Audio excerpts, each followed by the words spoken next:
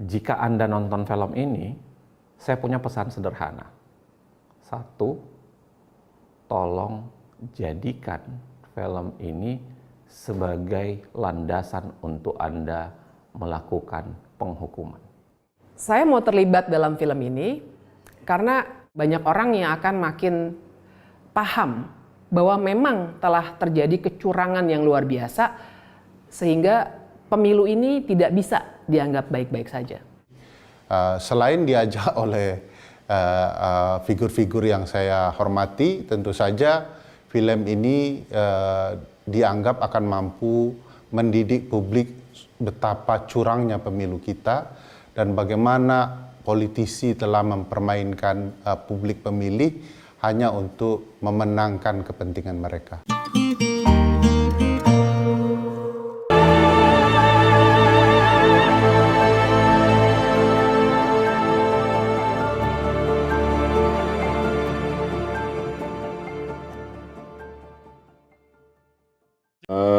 Gibran ini belum, feeling politiknya kok belum,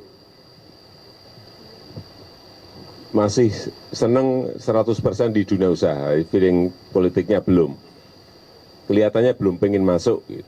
Kaisang apalagi masih seneng-senengnya buka sini, buka sini, buka sini. Yang saya lihat malah feeling politik sudah mulai masuk tuh Bobby.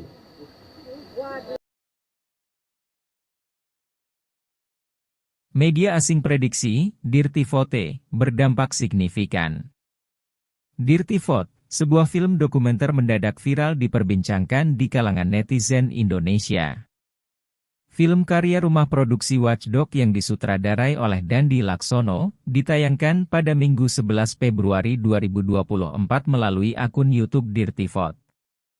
Dalam unggahannya, dikatakan bahwa film Dirty Vote adalah sebuah dokumenter yang disampaikan oleh 3 ahli hukum tata negara yang membintangi film ini. Mereka adalah Zainal Arifin Mohtar, Bivitri Susanti, dan Ferry Amsari. Ketiganya mengungkap berbagai instrumen kekuasaan telah digunakan untuk tujuan memenangkan pemilu dan merusak tatanan demokrasi. Penggunaan infrastruktur kekuasaan yang kuat, tanpa malu-malu dipertontonkan secara terbuka demi mempertahankan status quo. Bentuk-bentuk kecurangannya pun diurai dengan analisa hukum tata negara. Sejak penayangannya, hingga konten ini diturunkan, film ini telah ditonton oleh 5.495.466 kali dan mendapatkan ribuan komentar dari netizen. Film yang mendapat sambutan ini menjadi sorotan media asing. Media Perancis AFP misalnya menyoroti bagaimana film yang disutradarai oleh Dandi Laksono itu berhasil menyita perhatian publik. Dituliskan bagaimana pula, Dirty Vote menjadi tren di seluruh dunia pada Minggu malam, dengan lebih dari 1,5 juta tweet di X, yang sebelumnya dikenal sebagai Twitter. Sebuah film dokumenter yang mengklaim Presiden Indonesia Joko Widodo menggunakan sumber daya negara untuk mencoba memenangkan pemilihan presiden minggu ini demi mendukung Menteri Pertahanannya telah menjadi viral dan ditonton jutaan kali dalam sehari, tulis media tersebut pada lead-nya di artikel. Indonesia Documentary Claims Widodo Improperly Bucket Election Favorite, dikutip Selasa 13 Februari 2024. Dituliskan bahwa Joko Widodo telah dituduh oleh LSM dan pakar hukum memanipulasi persyaratan kelayakan untuk mengangkat putra sulungnya sebagai calon wakil Presiden Subianto, serta meningkatkan bantuan kesejahteraan menjelang pemungutan suara, yang secara diam-diam mendorong calon presiden tersebut, yang telah berkampanye untuk melanjutkan kebijakan presiden. Media Singapura Straits Times juga ikut mengabarkan film ini. Dikatakan bagaimana, sebuah film dokumenter kontroversial baru tentang pemilu Indonesia dirilis beberapa hari sebelum hari pemungutan suara. Menuai reaksi keras, dan tim kandidat terdepan, Prabowo Subianto, menyebutnya sebagai fitnah dan narasi kebencian, tulisnya di artikel yang berjudul, Documentary on Indonesian Elections, Slanderous, Size Prabowo's Campaign Team.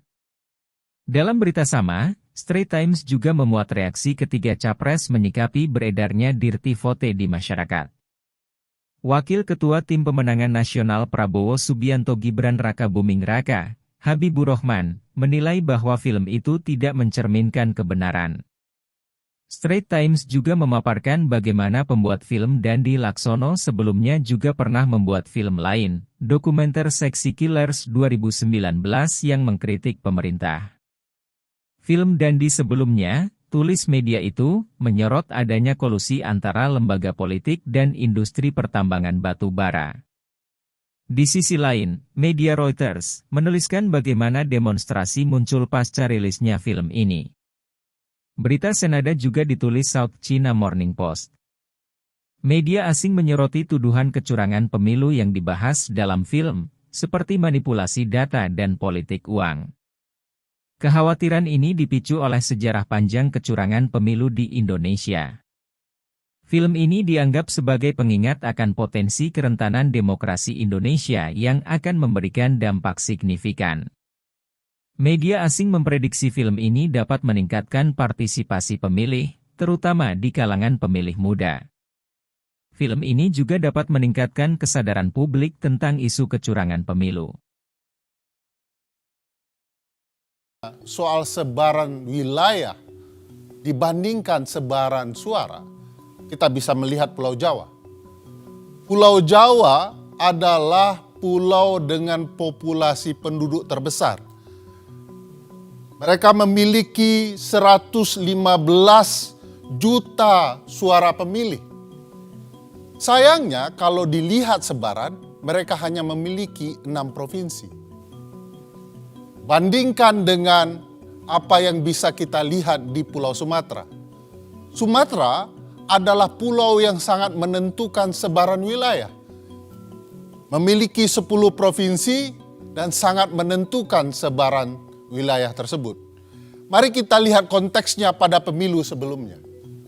Pada pemilu 2014, Joko Widodo memenangkan 7 provinsi. Berbanding dengan Prabowo dan Hatta Rajasa yang hanya unggul di 3 provinsi. Simak lagi hasil Pilpres 2019. Presiden Joko Widodo ketika itu hanya memenangkan 4 provinsi dan Prabowo berhasil unggul di 6 provinsi.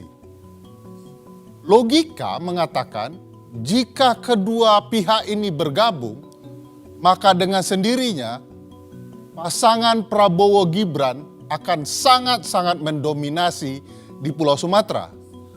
Tapi pertarungan tidak sesederhana itu.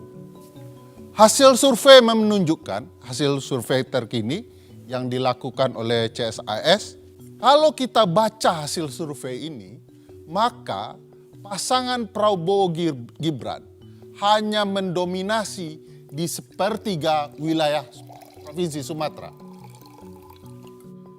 Ini memang tidak sederhana bahwa sebaran suara, sebaran wilayah penting akan bisa kita baca dari sebaran wilayah yang muncul kemudian yang menguntungkan pasangan Prabowo Gibran, yaitu sebaran wilayah di Pulau Papua. Pulau Papua sebelumnya hanya memiliki 2 provinsi.